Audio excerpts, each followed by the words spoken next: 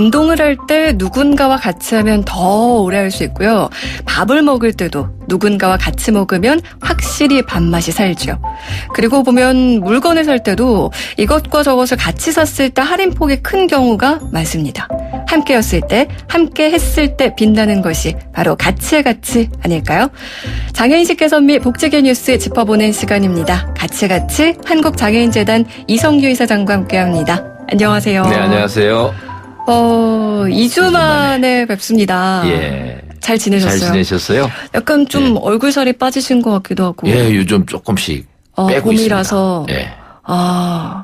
저만 또 이렇게 점점 살찌는 것 같아서. 뭐, 이제 뵙기 좋은데 왜 그러세요? 그런가요? 네. 저희가 그 작가가 이사장님 지난주에 처음 뵙고, 지난주가 아니라 지지난주에 처음 뵙고 홍콩 느어르 영화에 나오는 그 중후한 배우 느낌이었다고. 뭐 과찬이면서 영광인데요. 네. 뭐 주윤발 씨 닮았다는 얘기 가끔 합니다. 정말요? 근데 주윤발 씨는 네. 그 외모도 좋지만 저는 그 사람의 정신 참 좋아합니다. 뭔가 자기의 부는 자기가 잠시 관리하는 것뿐이다. 네. 다 주고 떠나겠다. 뭐 그런 얘기 한 분 있잖아요. 맞아요. 네. 멋있는 분이었죠. 지금 역시 이 가치의 가치도 유튜브 보이는 라디오로 계속해서 함께 하고요. 2주 전에 저희가 스페셜 올림픽 이야기를 나눴었어요. 예. 상황 내 잘 마무리됐나요? 우리 선수들 잘 돌아왔나요? 잘 했습니다. 그래서 금메달도 44개 따고요. 네. 또 은메달도 25개, 동메달 28개. 그 뒤부터 이제 4위부터 8위까지 리본. 네. 뭐 말씀드렸었잖아요. 네네네. 지난주에도. 이제 그렇게 잘들 마치고 왔다고 합니다. 뭔가 네. 뭐 순위 매기기는 좀 그렇죠. 같이 그래도 하는 게 성적이 정말 좋은데요. 예. 그렇죠? 예. 우리 선수들의 이 노력이 또 메달로서 리본으로서 이렇게 값진 뭐라고 할까요? 보답을 받은 게 아닌가라는 생각이 드는데 또 앞으로 열심히 해서 좋은 소식 들려줬으면 좋겠습니다. 이번 주는 또 어떤 주제를 준비해 가지고 오셨나요? 참 이런 얘기를 하면 좀 저도 마음이 아프고 그런데 소고기에는 등급이 있지 않습니까? 네, 뭐 한우도 있고 유구도 있고 뭐 A뿔 등심 뭐 1플러스 뭐 그런 게 있는데 사람한테 왜 등급을 매기느냐. 그래서 사람한테도 등급이 있다. 이런 말씀 들은 적 있으세요? 아니요, 그건 옛날에 뭐 진골, 성골 뭐 이런 거 아닌가요? 그 계급 말고 이제 장애인들한테 몇 등급 해갖고 등급을 부여한 제도가 있었지 않습니까? 지금도 아직은 있습니다. 장애인 등급제 얘기하시는 거군요. 그래서 이런 부분들에 대해서 이제 장애계에서는 상당히 이게 좀 인권에 관한 문제 아니냐. 어떻게 사람을 등급을 매기느냐. 이래서 폐지를 오랫동안 주장을 해왔고, 지난 그 대선 때 공약이 되면서 폐지가 곧 될 거예요. 했는데 이제 그 부분 한번 좀 말씀드려볼까 합니다. 좋습니다. 말씀하신 것처럼 사람을 등급으로 구분한다는 게 뭐 요즘 세상에서 듣기만 해도 좀 껄끄러운 그런 내용인데 31년 동안 유지돼 온 장애 등급제가 말씀하신 것처럼 올해 10월이면 폐지가 된단 말이에요. 어떤 문제들이 있었나요, 구체적으로? 사실은 이 등급을 구분을 할 때 가장 중요한 잣대가 의학적 소견이었습니다. 그 의료적인 소견으로 이 사람의 팔과 다리, 이 청력과 시력이 어느 정도 손상됐는지 이가 기준이 돼서 했는데 요즘 이제 손상에 대한 그 중요성보다는 앞으로 이 사람을 어떻게 지원해야 되느냐. 그렇게 이제 점점 패러다임이 바뀌고 있는데 아직도 31년 동안 그 패러다임 속에서 의학적 기준에 의한 손상을 바탕으로 해서 등급을 매겼다는 게 가장 큰 문제였고요.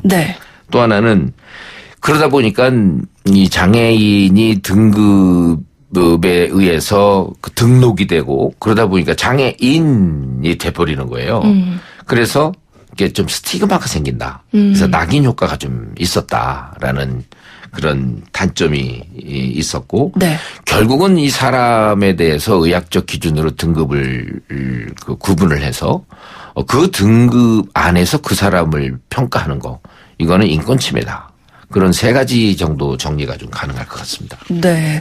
뭐 이제 장애인의 스스로에서 어떤 정도의 아픔이 있다 이게 아니라 이제 의사 입장에서 지금 이 정도면 어느 정도의 장애다라고 이제 판정을 그렇습니다. 내렸다라는 예. 얘기도 아까 해주셨는데 이런 장애인 등급제와 관련해서 장애 당사자가 직접 또 공단에 편지를 썼었다고. 예, 건보공단에 이제 편지를 썼는데 네. 뭐냐면 그 장애인 등급을 재판정 받으면서 그 전에는 어떤 서비스를 받았는데 네. 등급이 조정되면서 이제 서비스를 못 받았어요.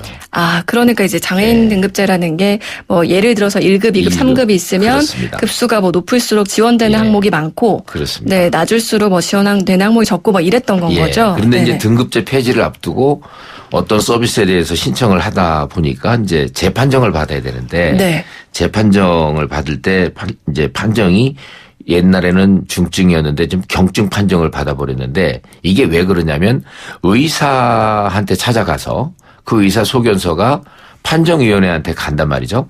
근데 본인을 보지 않고 당사자를 보지 않고 그냥 서류로만 검사를 해가지고 아, 그걸 기준으로 해서 이제 장애 판정을 해서 네. 정말 그 서류하고 사진만 보고 본인을 안 보고 네. 2급을 갑자기 줬어요. 1급이었던 사람을. 네. 그래서 각종 이제 서비스를 못 받게 되는 그런 그 경우가 있었는데 네. 이게 이제 뭐라고 얘기를 했냐면 심사 때 제가 참석하면 안 될까요? 앞으로도 몇십 년은 이 몸으로 혼자 의자에 앉을 수도 없고 몸을 가눌 수도 없는 상태였는데 이 몸으로 살아야 하는데 어떻게 살아가야 할까요? 더 이상 좌절감에 빠져서 이 세상을 엉망으로 살지 않도록 해 주십시오. 네. 뭐 이런 얘기인데 네. 이런 예들이 좀 상당히 나오고 있습니다. 말씀하신 것처럼 정형화된 그 등급의 틀 속에서 뭐 개개인마다 다 다른 특성을 가지고 있는데 그렇죠. 네. 판정을 내렸다는 게 이제 문제였던 것 같은데 예. 다른 나라의 경우는 어떤가요? 사실 이제 뭐 미국이 됐든 영국이 됐든 뭔가 등급을 이렇게 한국같이 딱 나눠놓고 여기에 뭐 장애수당이라든가 또 각종 이제 감면, 공제 이런 제도들을 거기에 맞추는 나라는 사실 없어요. 아, 그런가요? 그러니까 미국과 영국 같은 데는 보면은 그 사람이 필요한 게 뭔가 지금 각종 주거 환경이 다 다르지 않습니까? 네. 다른 주거 환경 속에서 이 사람이 일상생활을 원만하게 영위하기 위해서는 뭐가 필요한지 오히려 교통비 보조가 더 필요한지 아니면 병원을 더 자주 다니도록 건강 쪽에 치중하든지 이런 부분들을 생각하고 제도를 운영하기 때문에 우리의 그 등급제와는 많이 좀 다르죠. 우리가 많이 알고 있는 스티븐 호킹 박사 영국의 네. 이분도 보면은 근육병으로 그렇게 고생하시면서도 각종 첨단 장비를 붙여서 훌륭한 학자로서 끝까지 지원을 받도록 그렇게 하지 않았습니까? 그런 걸로 보면은 뭔가 이제는 바꿔야 된다. 이 사람이 몸이 얼마나 아프고 불편한지보다는 이 사람이 필요한 게 무엇인가? 하고자 하는 것을 하기 위해서 어떤 지원을 해야 될 것인가. 네. 그렇게 바꿔야 될 것 같습니다. 사실 비장애인 분들은 저를 포함해서 아마 장애는 나와는 상관없는 이야기다 이렇게 생각하시는 분들도 꽤 계실 거고요. 네. 지금 이 장애인 등급제 폐지 얘기를 들으시면서 아 그렇구나 싶지만 나하고는 좀 먼 얘기라고 생각하실 수도 있을 것 같아요. 근데 정말 장애라는 거는 순식간에도 이제 우리 곁에 다가올 수 있는 거기 때문에 좀 대비할 필요도 있고 이런 부분에 좀 관심을 가질 필요가 있겠다 이런 생각이 드는데 장애라는 게 후천적으로 생긴 경우가 더 많은 거죠. 90% 정도죠. 그게 이제 후천적이라고 나와 있고 기록마다 네. 조금씩은 다른데요. 네. 90% 넘게 나오는 조사 결과도 있는데 네. 일단은 후천적으로 병과 사고가 많기 때문에 누구나 사실은 장애에 직면해 있다라고 생각을 해야 될 것 같고요. 네. TV 프로그램 중에 뭐 어쩌다 어른 이런 게 있죠. 네. 그렇듯이 장애도 어쩌다 장애인이 될 수도 있다라는 걸 늘 마음속에 갖고 있으면 이 세상에서 불편을 당하는 분들을 보는 시각이 달라질 거고요. 네. 그런데 요즘 고령 사회가 되면서 이제 어쩌다 장애가 아니라 누구나 장애. 인생 마무리는 누구나 네. 장애가 되기 때문에 네. 이제 이런 부분들을 이게 삶의 한 과정이구나 네. 라고 생각하고 사회적 책임 이런 부분들을 아로새길 때다 그렇게 생각합니다. 네. 유튜브에서 김한구님, 이성길 사장님 반갑습니다. 행정정책의 슬픈 현실에 실망을 합니다. 찾아가는 서비스처럼 오감을 열고 제도를 운영하면 좋겠네요. 제발 시행착오 좀 줄이면 좋겠습니다. 이렇게 또 의견을 주셨는데, 이제 이렇게 장애인 등급제가 폐지되면 어떤 변화가 생기는 건가요? 사실 이제 등급제가 폐지라고 했는데요. 7월부터 폐지라고 이제 주장을 하지만 사실은 완전한 폐지는 아니고 폐지를 위한 반보 걸음을 뛰었다라고 네. 생각을 합니다.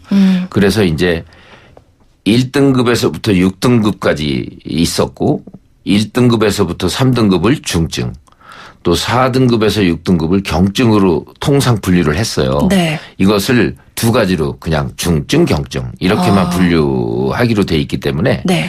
이 두 가지 분류를 해놓고 기존의 것들을 활용을 하되 이제 다시 조사표를 만들어서 네. 다시 그 욕구 조사를 합니다. 그 사람이 필요한 그런 조사를 하기 때문에 개개인에게 무엇이 필요한지 어떠한 서비스가 필요한지를 이제는 맞추는 이런 맞춤 작업을 이제 시작했다라고 생각하시면 될 것 같습니다. 네.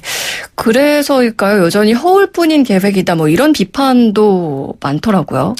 그렇습니다. 이 허울뿐인 계획이다. 이거는 왜냐하면 이제 좀 예산이 확보가 안 됐어요.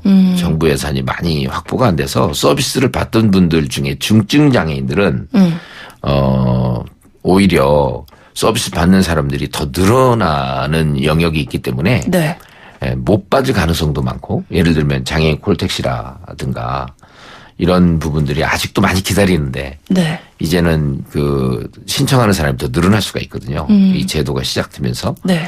그러면서 이제 더 오래 기다리는 또 이용하기가 더 힘든 특히 이제 중하신 분들은 더더욱 힘들 수 있다. 그래서 이런 부분들을 반보를 내디딜 때에 네. 같이 검토하고 내디뎠으면 하는 아쉬움이 있죠. 그래서 이제 중증과 경증 두 개로 이제 나뉘게 되면 네. 어쨌든 그 안에서 유동적으로 좀 개개인에 맞춰서 이제 서비스가 지원이 된다는 거겠죠. 그렇죠. 이제 중증, 경증으로 나눠 놓고 네. 그 안에 개인에 대한 조사표를 통해서 네. 조사를 해서 그 사람이 일상생활에 도움이 더 필요한지 아니면 뭐 건강 관련 도움이 필요한지 이런 부분들을 맞춰서 서비스를 제공하겠다 그런 것이죠. 네. 근데 여기에 예산이 수반돼야 되는데 예산이 많이 확보가 못 돼서 장애인계는 아직도 좀 아쉬워하고 있습니다. 네. 역시 무엇이든 복지 예산에 있어서는 예산 돈이 문제라는 생각이 또 드는데 그러면요. 예. 앞으로 이 장애인 등급제를 어쨌든 폐지하기로 결론이 난 거고 7월이면 이제 폐지가 됩니다. 예. 이제 어찌됐든 좋은 방향으로 나아가야 할 텐데 네. 어떻게 나아가면 좋을지 그 방향을 좀 얘기해 주실 수 있을까요? 사실은 좀 전에 말씀드렸듯이 그 제도가 시행이 바뀌면서 제도 개선이 돼서 이제 뭔가 변화가 생겼을 때에 받던 사람들이 서비스를 못 받게 되면 그건 아쉬움이고요. 또 안 받을 사람이 계속 받아도 그건 그 제도의 허점이고. 네. 그래서 안 받았던 사람들 중에서 꼭 받아야 됐는데 못 받은 사람들을 찾는 것과 네. 받지 않아도 될 사람들이 이 서비스를 받았던 부분들을 또 가려내는 작업과 네. 그리고 정말로 조사표가 개인의 욕구를 맞춤형으로 정말 끄집어낼 수 있을까? 네. 그 욕구를 그런 부분들에 대해서 이제는 뭔가 이제 예상과 더불어서 네. 같이 약간의 시행착오는 있을 거예요. 한 1, 2년 동안. 네. 그때 면밀히 검토를 해서 정말로 설계를 바꿔야 될 거다. 정말 필요한 게 무엇인지에 집중적으로 관심을 가져야 한다라는 말씀인데 6512 청취자님 돌아가신 어머니께서 장애 1등급을 받았다고 좋아하셨던 기억이 떠오릅니다. 이제 와서 생각하면 참 씁쓸하네요. 감수성의 문제인 것 같습니다. 의료나 공공 영역에서는 무엇보다 우선시 돼야 하는데 말이죠. 네. 그러니까 앞서서도 진짜 그 판정이라는 균형된 틀에 이제 맞추다 보니까 그렇습니다. 이런 문제점들이 있었다라는 얘기를 해주셨는데 정말 한 명 한 명 귀 기울이는 게 필요할 것 같아요. 맞습니다. 그렇죠? 네. 개인이 제일 중요합니다. 모든 상황이 다 다르잖아요. 네. 팔이 불편해서 등급을 만약에 2등급, 3등급을 받았다. 네. 근데 어느 팔이냐? 어느 부위냐 이런 게 다 다르거든요. 네. 그래서 그 개인에게 맞는 그 조사와 처방 이게 다 대단히 중요한 것 같고요. 왜냐하면 그 개인이 가장 소중한 인권의 주체이기 때문에. 네. 그렇지 않습니까? 네. 오늘 또 장애인 등급제 폐지와 관련된 이야기를 해봤는데 이성규 이사님 오늘 또 신청곡 있으시다고. 예, 개인 그 사람이 제일 중요하잖아요. 네. 요즘 이제 곧 벚꽃도 부산은 다 폈더라고요. 근데 이제 서울로도 이제 그 상경을 할 텐데 그 벚꽃보다도 저는 사람이 더 중요하다고 생각하기 때문에 네. 사람이 꽃보다 아름다워를 신청합니다. 네. 같이 오늘 한국장애인재단 이성규 이사장님과 함께 했고요. 여기서 인사드리고, 신청곡은 저희가 잠시 후에 끝곡으로 전해드리도록 할게요. 오늘도 또 찾아주셔서 감사합니다. 네, 감사합니다.